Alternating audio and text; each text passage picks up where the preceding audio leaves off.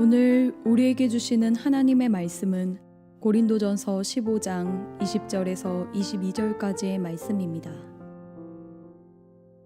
그러나 이제 그리스도께서 죽은 자 가운데서 다시 살아나사 잠자는 자들의 첫 열매가 되셨도다. 사망이 한 사람으로 말미암았으니 죽은 자의 부활도 한 사람으로 말미암는도다. 아담 안에서 모든 사람이 죽은 것 같이 그리스도 안에서 모든 사람이 삶을 얻으리라. 이는 우리에게 주시는 하나님의 말씀입니다. 아멘. 오늘 말씀을 늦게 시작해서 많은 분들이 걱정하실 것 같습니다. 오늘 예배가 늦게 끝나겠구나. 그러나 더 일찍 끝날 수도 있습니다. 크럭스 7번째 시간 부활의 약속이라고 하는 말씀을 함께 나누겠습니다. 유대인들은 토요일을 안식일로 지키지만 우리는 일요일을 주일로 지킵니다. 초대교회는 주일에 모여서 예배하고 찬양하고 성도의 규제를 가졌습니다. 우리는 그런 초대교회 전통을 따라서 주일에 모여서 예배하고 유대인들이 안식일을 거룩하게 지키는 것처럼 우리도 주일을 거룩하게 지킵니다. 주일 지키는 것 초대교회 전통에 의하면 토요일 저녁부터 주일 오후까지 해가 지기 전까지가 주일을 온전히 지키는 것이다 라고 하는 이야기는 오늘 새벽에 했는데 아마 나오신 분들은 다들 들으셨을 겁니다. 우리가 이렇게 유대인들이 안식일을 지키는 것처럼 일요일을 주일로 지키는 이유는 주님께서 일요일에 부활하셨기 때문입니다. 이처럼 예수님의 부활은 우리 신앙에 있어서 아주 매우 중요한 그런 기준이 됩니다. 우리는 오늘 예수님의 부활을 기념하면서 부활주일로 지키고 있습니다. 부활을 기념하는 부활절은 교회 역사의 초기부터 시작된 것이고 제일 먼저 시작된 절기라고 할 수 있습니다. 그리고 지금까지 계속 이어져 왔습니다. 신앙인들은 어떤 경우에도 이 부활절만큼은, 이 부활주일만큼은 거룩하게 지켜왔습니다. 심지어 전쟁 중에도 전쟁을 중단하고 서로 각자의 진영에서 부활절 예배를 드리고 다시 전쟁을 시작할 정도로 그렇게 거룩하게 부활절을 지켰습니다. 지금도 예수님을 믿는 모든 교회에서 서로 교단과 의식과 신학과 형태가 다 다르지만 그렇다고 해도 지금 이 시간에 세계의 모든 교회들이, 정확히 말하면 이 시간은 아니겠지만 같은 시간은 아니지만 세계의 모든 교회들이 이 주일에 부활절을 거룩하게 지키고 있습니다. 해마다 부활주일이 가까워지면 목사님들의 고민이 시작됩니다. 올해는 무슨 설교를 해야 할까 하는 고민입니다. 왜냐하면 매해 똑같은 그런 부활주일이 돌아오지만 매해 똑같은 설교를 할 수는 없잖아요. 저는 그래서 오늘 설교 내용을 준비하면서 이번 부활주일만큼은 좀 행복하다 하는 생각을 했습니다. 왜냐하면 토조 목사님의 The Radical Cross를 우리가 읽으면서 함께 말씀을 나누고 있기 때문입니다. 이 철저한 십자가, 이 책을 참고하면서 설교를 하다 보니까 거기 책에 있는 주제로 제가 쉽게 주제를 잡을 수 있었고 설교를 좀 수월하게 준비할 수가 있었습니다. 이 책에서 토조 목사님이 말하는 부활주일의 본질과 부활절의 의미에 대해서 오늘은 함께 간략하게 나누려고 합니다. 부활절의 본질이 뭐냐 하는 질문은 부활하신 예수님을 기념하는 날이라고 아주 쉽고 간단하게 대답할 수도 있지만 이 부활주일의 본질을 우리가 파고들어 보면 수천 책의 페이지로도 수천 페이지의 책으로도 설명하기가 부족할 수가 있습니다. 우리가 부활절을 온전히 이해하려면 한 가지 사건에서부터 이 날이 시작됐다라고 하는 사실을 우리가 이해해야 됩니다. 이 사건은 세계 지도에서 그 위치를 정확하게 확인할 수 있는 아주 객관적인 실제의 장소에서 우리가 역사적으로 추산할 수 있는 그 날, 그러니까 실제로 있었던 그 날, 실제로 일어난 사건이다라는 겁니다. 물론 이 사건이 믿을 수 없을 만큼 놀라운 사건이긴 합니다. 이 사건이 최초로 선포된 건 빈 무덤 옆에 서서 그가 여기 계시지 않고 말씀하셨던 대로 살아나셨느니라 마태복음 28장 6절에 그렇게 말했던 천사를 통해서 처음 선포됐습니다. 그 다음은 여인들과 그리고 그 다음은 제자들이 달려가서 또 다른 제자들에게 선포했습니다. 그리고 엠마오로 내려가던 제자들이 되돌아와서 그 형제들에게 선포하기도 했습니다. 부활절의 본질이 뭐냐? 부활절의 본질은 이겁니다. 이 세상에서 실제로 존재했던 예수라고 하는 사람이 십자가형을 선고받고 많은 사람 앞에서 실제로 죽었지만 실제로 다시 살아났다는 겁니다. 이게 정말 믿을 수 없을 만큼 놀라운 일이기는 하지만 이것이 실제로 일어난 사건이다라고 하는 겁니다. 로마의 병사들이 분명히 예수님을 십자가에 못 박고 생명이 다하실 때까지 지켜봤습니다. 그리고 그 로마의 병사들이 예수님께서 확실히 죽으셨다라고 하는 사실을 확인했습니다. 그 후에 아리마대 사람 요셉과 니고데모와 몇몇의 사람들이 예수님을 십자가에서 내렸고 무덤에 장사했습니다. 그 후에 로마의 당직자들이 무덤을 완전히 봉인하고 무덤 앞에 경비병들까지 세웠습니다. 그들이 혹시라도 제자들이 예수님의 시신을 훔쳐갈까 봐 걱정해서 그렇게 했습니다. 예수님께서 살아계실 때 부활에 대해서 말씀하셨기 때문에 제사장들과 바리새인들이 혹시라도 제자들이 무덤에서 예수님의 시신을 훔쳐서 부활했다고 주장을 하면서 종교적인 다른 영향력을 미칠 것을 두려워했기 때문에 로마의 당직자들, 지배자들에게 강력하게 그렇게 해달라고 주장했던 겁니다. 그 결과 무덤이 커다란 돌로, 한두 사람의 힘으로는 움직일 수조차 없는 커다란 돌로 무덤의 문이 완전히 봉인됐고 중무장을 한 로마 군인들까지 경비병으로 그 자리에 세워졌던 겁니다. 그들이 그렇게 함으로써 예수님의 부활을 꾸며낼 수 없다, 도저히 예수님의 부활은 꾸며낼 수 없다라고 그렇게 생각하고 그렇게 되도록 만들었지만 오히려 그렇게 한 일이 예수님께서 진짜로 실제로 부활하셨다고 하는 강력한 증거가 됐습니다. 무덤을 봉인하지 않고 파수꾼도 세우지 않았다면 예수님께서 부활하셨을 때 제자들이 예수님의 시신을 훔쳐갔다 이렇게 말할 수 있었겠지만 이제는 그런 핑계로 예수님의 부활 사건을 거짓이라고 말할 수 없게 된 겁니다. 왜냐하면 무덤을 봉하고 무덤을 무장한 군인들이 지키는 것을 모든 사람들이 보았기 때문입니다. 예수님은 실제로 부활하셨습니다. 예수님의 무덤을 막아섰던 그 큰 바위와 그 앞을 지키던 군인들이 예수님의 부활의 강력한 증거다, 그런 얘기죠. 그렇게 부활하신 예수님께서는 500명 이상의 사람들에게 나타나셨고 그 사람들은 모두 다 부활하신 예수님을 만나고 예수님이 부활하셨다라고 증거하는 증인들이 됐습니다. 예수님은 그 증인들을 핍박하던 바울에게도 나타나셨습니다. 바울은 신학자들에 의하면 역사상 가장 뛰어난 지적인 능력을 지닌 사람 중에 하나라고 합니다. 그가 썼던 로마서로부터 시작되는 그 수많은 신학들, 서신들, 그 내용들을 보면 사도 바울의 지적 능력이 최고 수준에 있다, 세계적인 사람이다, 그렇게 이야기합니다. 그런데 그런 바울이 예수님을 만난 뒤에 정반대편에 있었던 사람이 예수님을 만나고 부활하신 예수님을 만난 다음에 믿음을 갖게 됐습니다. 그리고 그가 사도가 됐습니다. 그리고 오늘 우리가 읽은 말씀으로 예수님의 부활을 선포합니다.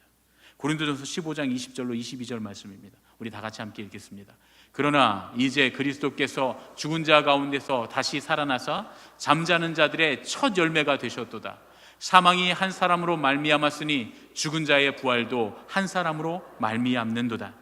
아담 안에서 모든 사람이 죽은 것 같이 그리스도 안에서 모든 사람이 삶을 얻으리라. 할렐루야.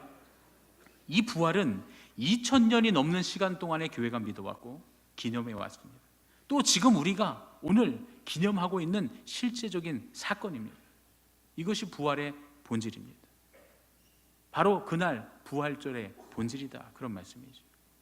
그러면 이 부활절이 실제적이고 사실적인 본질을 갖고 있다라고 한다면 이 모든 것들이 사실이라면 이 사실이 우리에게 무엇을 의미할까요? 또 앞으로 우리의 삶에 어떤 의미가 될 수 있을까요? 예수님의 부활 사건이 시간이나 공간적으로 이렇게 멀리 떨어져 있는 우리에게 어떤 의미가 되고 또 앞으로 어떤 의미가 될 수 있을까요? 처음 예수님이 부활하셨던 그 아침과 우리의 사이에는 시간적으로 2000년이라고 하는 시간이 있습니다. 공간적으로는 수천 킬로미터의 거리가 있습니다. 매년 꽃들이 지천으로 피기 시작하면 우리는 부활절을 맞이하며 강단을 꾸미고 세례식을 준비하고 찬양 칸타타를 준비하고 또 특별 순서들을 준비하느라고 분주합니다. 좋은 일입니다. 그런데 과연 이렇게 준비한 이 부활절이 나에게, 우리에게는 어떤 실질적인 의미가 있는가? 우리에게는 어떤 실제적인 의미가 있습니까? 첫 번째로는 성경의 모든 예언이 바로 나에게 이루어졌다는 것입니다. 그리고 성경의 모든 예언의 내용들이 나에게 이루어질 것이라고 하는 사실입니다. 오랜 역사를 통해서 예언됐던 모든 복잡한 구약의 예언들이 예수님의 부활로 말미암아서 확실하게 성취가 되었습니다. 예수님의 죽으심으로 크게 실망하고 낙심해서 엠마오로 내려가던 그 두 제자에게 나타나셔서 당신의 부활을 알리신 그 예수님께서 그 제자들에게 뭐라고 말씀하십니까? 누가복음 24장 26절로 27절 말씀입니다. 함께 읽겠습니다. 그리스도가 이런 고난을 받고 자기의 영광에 들어가야 할 것이 아니냐 하시고, 이에 모세와 모든 선지자의 글로 시작하여 모든 성경에 쓴 바 자기에 관한 것을 자세히 설명하시니라. 무슨 말씀입니까? 예수님은 죽음에서 부활하심으로써 모든 예언을 성취하셨다는 거예요. 그리고 앞으로의 모든 예언도 주님께서 성취하실 것이라는 겁니다. 이것이 예수님의 부활로서 증명되었다, 그런 얘기죠. 이게 우리에게 어떤 의미입니까?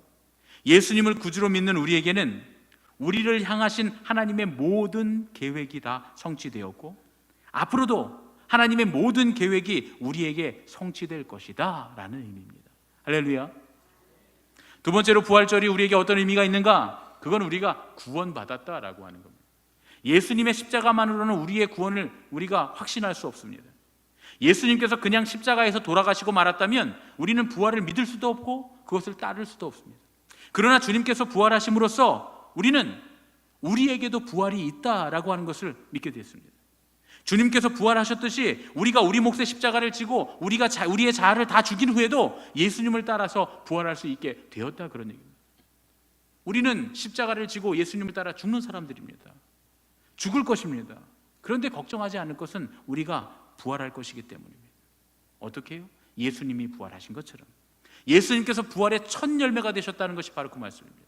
예수님께서 부활의 첫 열매가 되셔서 부활의 모범을 보여주셨기에 우리가 그 모습을 바라보며 우리도 결코 우리는 죽어도 죽지 않는구나 하고 자신 있게 십자가에 매달려 죽을 수 있게 되었다, 그런 얘기죠. 사도 바울은 이것에 대해서 이렇게 말씀하십니다. 로마서 4장 25절 말씀입니다. 함께 읽겠습니다. 예수는 우리가 범죄한 것 때문에 내줌이 되고 또한 우리를 의롭다 하시기 위하여 살아나셨느니라. 무슨 말씀입니까?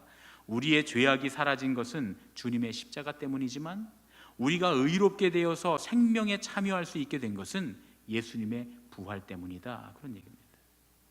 우리가 이렇게 죄가 많고 우리가 이렇게 부족하고 우리가 이렇게 연약하고 죄악된 세상을 살아가고 있지만 과연 우리가 거룩해질 수 있을까? 의로워질 수 있을까? 하고 의문이 들지만 그럼에도 불구하고 거룩해지고 의로워질 수 있다라고 하는 소망이 우리에게 있는 것은 죽음을 이기고 죽음의 능력을 초월하신 예수 그리스도의 부활의 능력으로부터 오는 것이다, 그런 말씀입니다.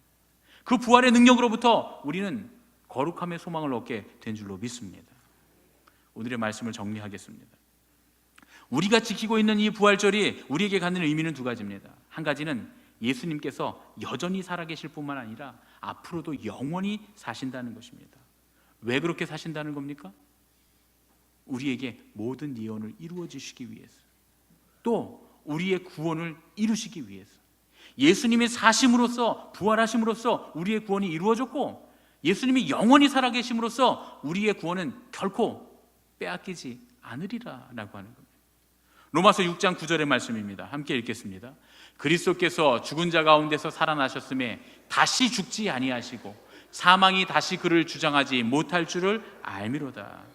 할렐루야. 그리스도께서 영원히 사신다라고 하는 건 바로 그분과 함께 십자가에 달려 죽은 우리도 그분과 함께 영원히 살 것이다 라고 하는 것을 의미하는 겁니다. 할렐루야. 우리는 주님과 함께 영원히 사는 생명을 소유하고 있는 줄로 믿습니다. 그래서 우리에게는 다른 구원자가 전혀 필요 없습니다.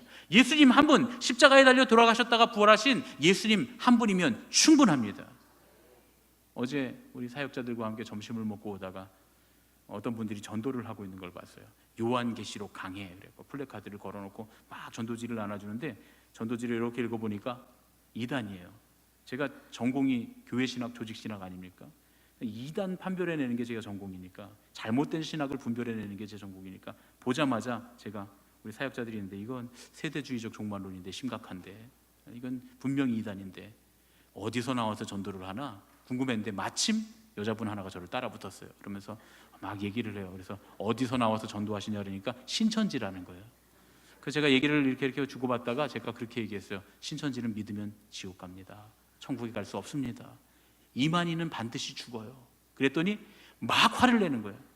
안 죽을 영원히 사실 분을 죽는다 그랬단 말이죠. 점점 젊어지고 있는 분을 죽는다 그랬단 말이죠. 그래서 제가 아닙니다. 반드시 죽습니다.